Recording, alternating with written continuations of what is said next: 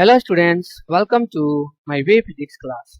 यहाँ पे क्वेश्चन है, in the basic caesium chloride crystal structure caesium plus and chlorine ions are arranged in BCC configuration as shown in the figure.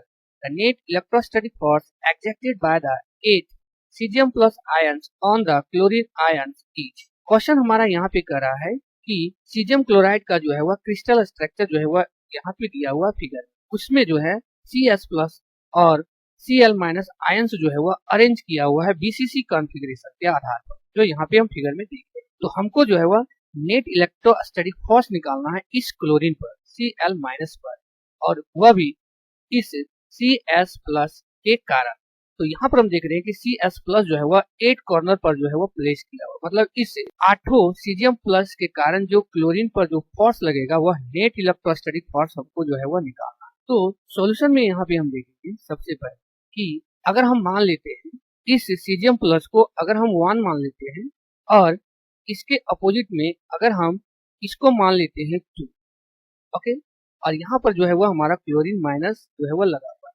तो इस caesium plus और इस chlorine के कारण जो फोर्स हमारा होगा वह इस डायरेक्शन में होगा, क्योंकि क्लोरीन जो है वह हमारा माइनस में है, ओके, और जो सीजियम है वो हमारा प्लस में, मतलब यहाँ पे फोर्स ऑफ अट्रैक्शन होता है, ओके, इस डायरेक्शन में जाएगा। और इस क्लोरीन पर जो है इस सीजियम के कारण जो फोर्स लगेगा उसका जो है वह डायरेक्शन जो है वह इस तरह से जाएगा, ओके, यहाँ।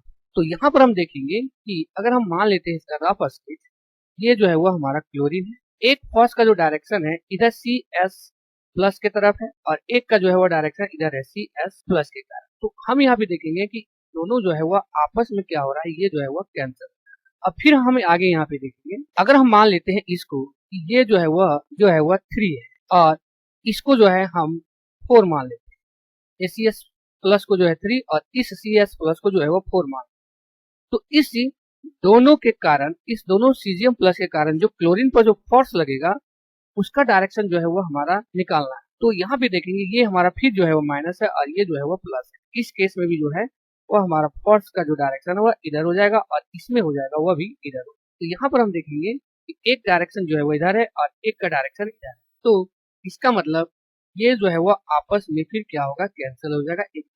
ओके, अब यहाँ पे हम देखेंगे इस पर अगर हम ले लेते हैं, इसको हमने मान लिया है 5, ओके, और ये हो जा रहा है हमारा 6, दोनों का डायगोनल।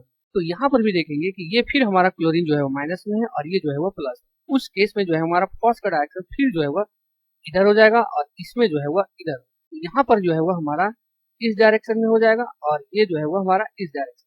तो फिर ये जो दोनों है आपस जो है वो कट जाएगा। अब हम फिर आगे यहाँ पे देखेंगे कि अब हमारे पास बच गया, वो हमारा बच गया है A, ओके। इस सीजियम प्लस को हम मान लेंगे, ये जो है वो हमारा 7 और एक बच जा रहा है, वो बच जा रहा है 8, ओके, इसको हमने 8 मान लिया। तो यहाँ पर फिर हम देखेंगे कि इसके कारण से जो यहाँ पे फोर्स होगा हमारा इस डायरेक्शन में, तो इसके बीच और इसके बीच जो होगा वह इधर हो जाएगा और इसके बीच जो इसके बीच हो जाएगा वह इधर। तो यहाँ पर हम फिर देखेंगे कि एक जो फोर्स है वह हमारा इस डायरेक्शन में और एक फोर्स जो है वह इस डायरेक्शन, ये भी जो है वह हमारा कट जाएगा।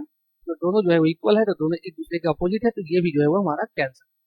इसका मतलब हम यहाँ पे देखेंगे कि इस क्लोरीन माइनस पर जो है आयन पर, यहाँ पर जो नेट फोर्स हो जाएगा वो हमारा 0 हो जाएगा, क्योंकि सारे जो हमारा फोर्स है वह एक दूसरे को जो है वह कैंसिल कर रहा है और एक दूसरे के अपोजिट है और इक्वल।